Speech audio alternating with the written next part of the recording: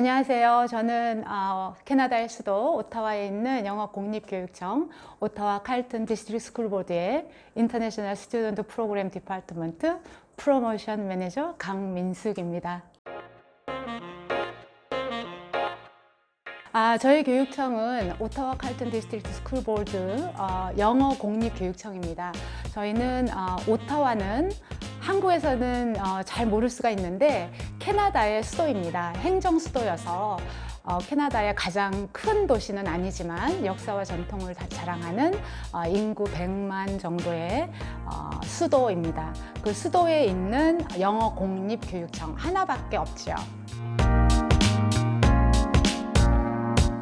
네, 저희 오타와 교육청, 한국말로는 오타와 칼튼 교육청이라고 하면 좋겠고요. 오타와 칼튼 교육청은 캐나다의 수도 오타와에 있는 유일한 영어 공립교육청으로서 캐나다 수도권 지역을 모두 망라하고 있습니다. 그래서 굉장히 큰 교육청, 학생 수로 따지자면 온타리오에서는 7번째 큰 교육청입니다.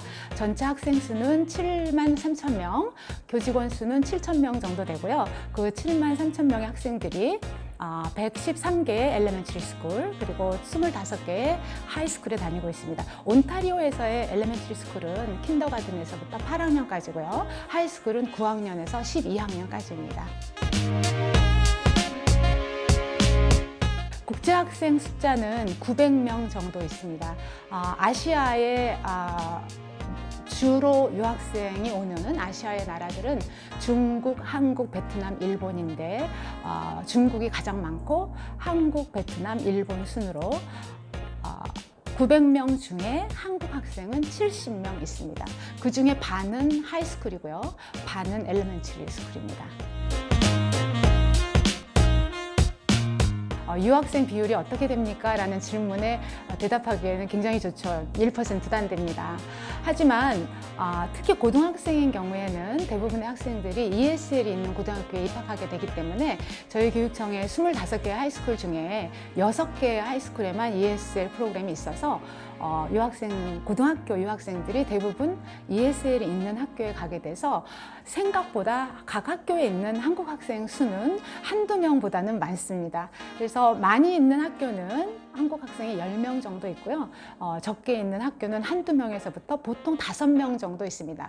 6개 하이스쿨 중에서 한국 부모님들이 그러니까 저희 그 고등학교는 자기가 어디에 살고 있는지 주소에 따라서 배정되는 부분이 많기 때문에 그 지역에 따라서 한국 부모님들이 별로 좋아하지 않을 것 같다라고 하는 학교에는 한국 학생들이 주로 배정이 되지 않거든요. 그래서 6개 학교 중에 주로 5개 학교에 한 5명씩 있다고 생각하시면 되고, 초등학교, 엘레멘터리인 경우에는 한 35명쯤 있다고 말씀을 드렸는데, 엘레멘터리는 굉장히 엄격하게 주소에 따라서 배정이 됩니다. 그래서 엘레멘터리는 학급에서 한국 학생 찾기가 굉장히 힘들고요.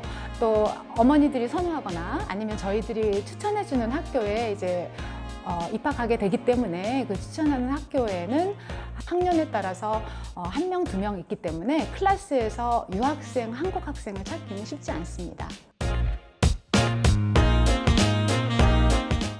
학교마다 굉장히 달라요. 지역 바운더리에 따라서, 그러니까 학군이죠. 한국말로 하면 학군에 따라서 학생이 많은 그 학군에 있는 학교는 학교 규모도 크고 한 학교에 클래스 수가 많지만, 또 바운더리 안에 학생이 적게 사는 학교에는 클래스가 어떤 경우는 한 학년에 한 클래스 정도 있는 경우도 있습니다. 그런데 오타와는 이중언어 국가인 캐나다의 수도로서 공식적으로 이중언어 도시입니다. 그래서 프렌치 이머전 프로그램이 굉장히 잘 돼 있는데 학교마다 프렌치 이머전 클래스가 있어서 한 학년에 프렌치 이머전 클래스 하나, 또 영어 클래스 하나, 이렇게 각각 하나씩 있는 경우도 있고, 또 많으면은 3개, 4개씩 있는 학교도 있습니다. 한 클래스의 인원은 몇 명? 한 클래스의 인원은 학년마다 다른데, 온타리오주 교육부가 정한 이제 그 학생 수로는 고등학교는 25명을 넘을 수 없고, 또 초등학교는 학년에 따라서 저학년인 경우는 20명을 넘을 수 없고, 이런 이제 원칙이 있죠. 원칙에 따라서 학생들을 배정을 하지만 그 바운더리에 사는 학생 수가 적은 경우에는 클래스 규모가 더 작은 경우도 있고, 또 그렇지 않은 경우에는 25명이 꽉 차 있는 경우도 있고, 요즘 하이스쿨 같은 경우는 28명까지 있는 학급이 있습니다. 그 학년이 두 학년이 같은 반에 있는 클래스는 스플릿 클래스라고 부릅니다.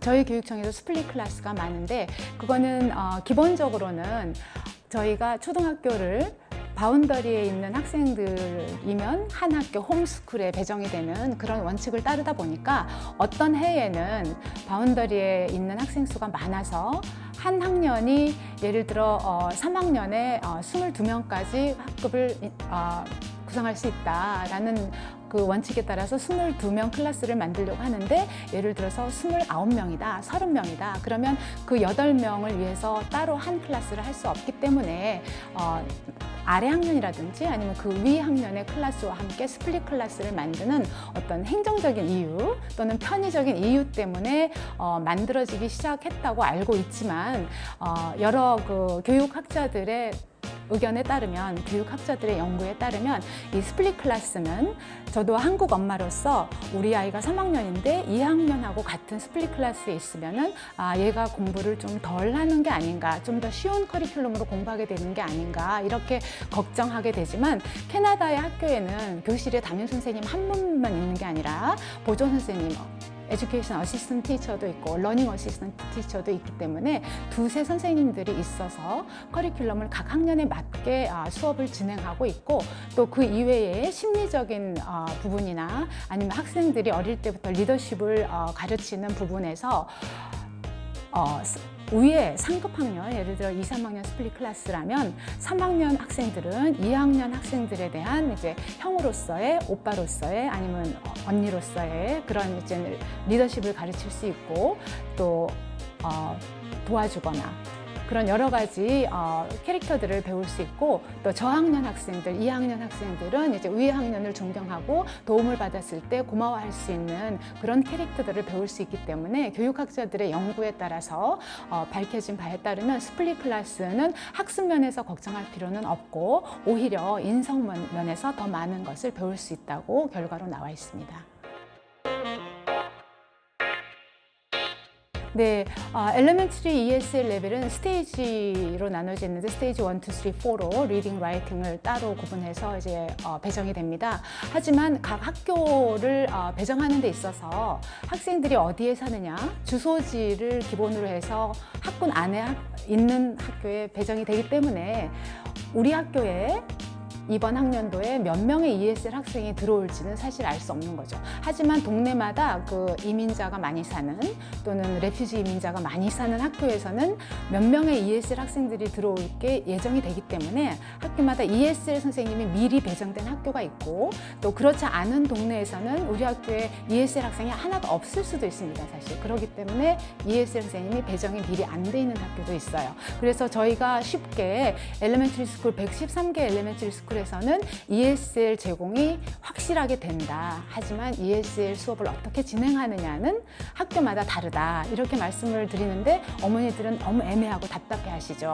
예를 들어 학교에 ESL 선생님이 전혀 없는 학교에 우리 애가 갔다. 그러면 그 학교에서 ESL 영어 선생님들 중에 ESL을 전공한 분이라든지, 아니면 교장 교감 선생님이 혹시 ESL 선생님 출신이면, 우리 자녀는 ESL을 그 교장 선생님이나 교감 선생님한테, 또는 다른 ESL 선생님한테 단독으로 배우게 됩니다. 하지만 온타리오 교육부에서 강조하고 있는 것은 포용 교육, 인클루지브니스 교육입니다. 그래서 ESL 학생이라고 해서 레귤러 일반 영어를 잘 알아듣지 못하는 학생이라고 해서 ESL을 나가서 배우고 오는 ESL 클래스를 따로 진행하는 부분은 없어졌습니다. 그래서 아무리 영어를 못하는 ESL 학생이라 하더라도 레귤러 영어 클래스에서 보조 선생님이나 영어 선생님의 도움을 받아서 같이 공부하는, 영어 시간에는 영어 교실에서 같이 공부하는 그런 식으로 진행을 하고 있지요.